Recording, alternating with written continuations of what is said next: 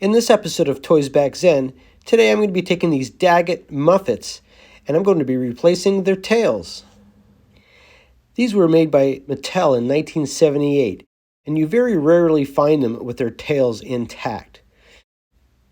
So I've 3D printed these tails and let's investigate why they could fail and prepare these prints for attachment.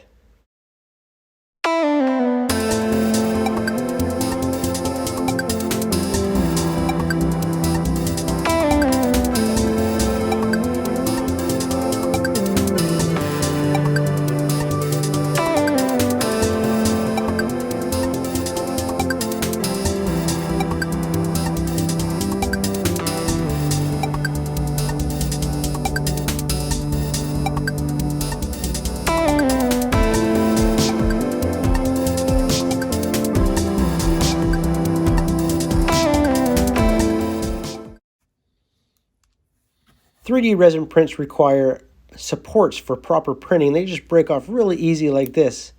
Off camera, I'm going to sand these flush where the supports were attached so that it has a smooth surface. So the tools we're going to need today is a pin vise with some various tips, an X-Acto knife with some clippers. I also have some paint.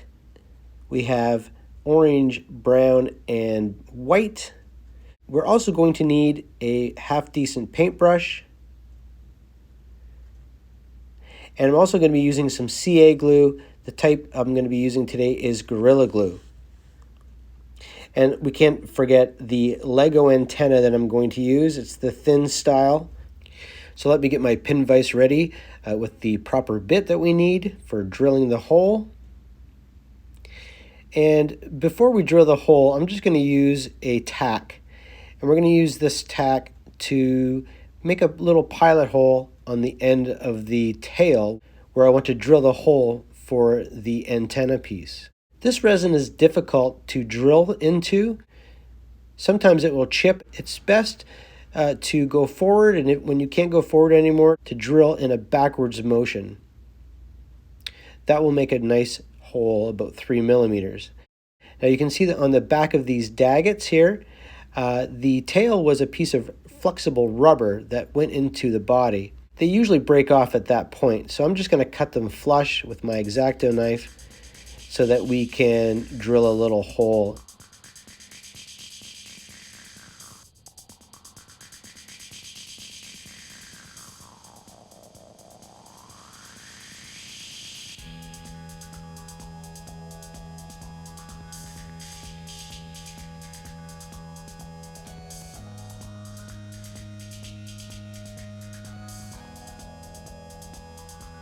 You want to drill really slowly, and also you don't want to push too hard. This tail will push through the body of the figure, and then you'll have to get it out. And I'll demonstrate how to get it out later on, because I do have a figure without the tail on it. The tail actually was pushed inside the figure. Before I do that, I'm going to glue the antenna piece, just the whole piece. I'll cut it off later on. I'm going to glue that into the tail, and we'll let that dry. I'll do the other one off camera here, and we'll let that dry for a few hours, and then we'll come back to that.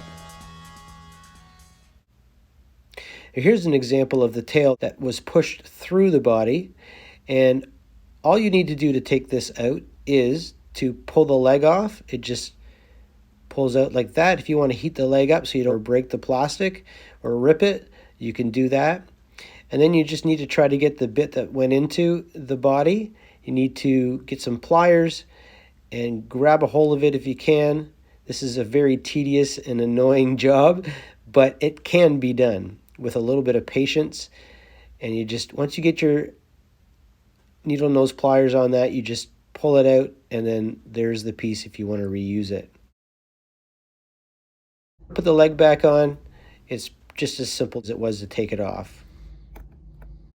All right, so we have both of our tails. I did the other one off camera, glued, and we're going to let them sit for a few hours.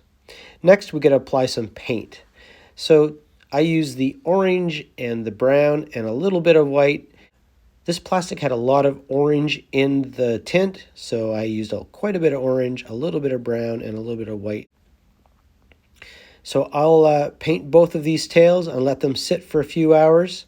And then off camera, I'm going to get some satin clear paint, and I will paint them a satin clear. That way they'll match the plastic of the body.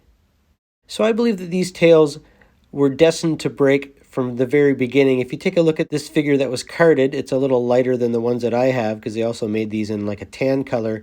You can see that the bubble was so small that they had to bend the tail downwards in order to have it fit in the bubble. And I've seen several pictures of carded figures like this with stress marks right in the area where they break. So this one turned out really good. I glued this off camera.